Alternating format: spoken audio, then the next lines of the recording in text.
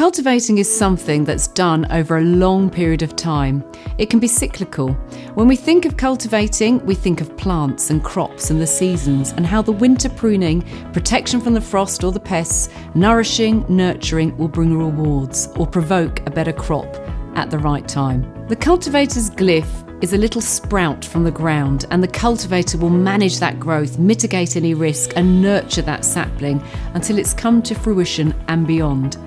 The cultivator in organisations guides and shapes the growth of a team, a project or enterprise through a subtle influence that seeks to adjust, refine and develop. They excel at thriving in complex environments.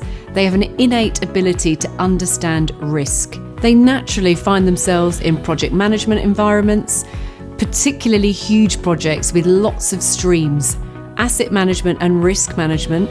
They have an innate ability to see risk and they love long-term environments. Stress inducers for cultivators are the fast-changing environments where they can't change the resources and they don't have time to plan and implement their plan. Like with the custodian profile, change can make a cultivator freeze up. If you're a high activating energy, you're going to lose the best part of the cultivators on your team if you don't understand the impact on the people around you. Cultivators are risk conscious and can be risk averse. Like the custodians, they have to learn that life is about change and they have to learn to manage change. Not everything has the luxury of long-term strategic thinking and planning.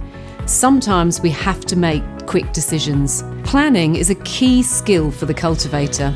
Planning is critical, and if you're a cultivator and you want to advance in your profile, you should upskill and develop and refine your ability to plan. Project management courses or experience in complex project management with good technical skills transfer will help you with this.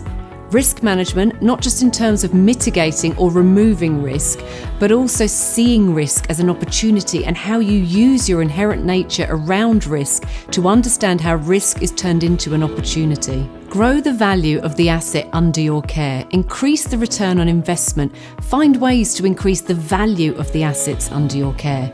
This is how you, as a cultivator, can maximise your contribution. Be conscious about choosing what you grow, what you're creating, and what is the outcome you're working towards.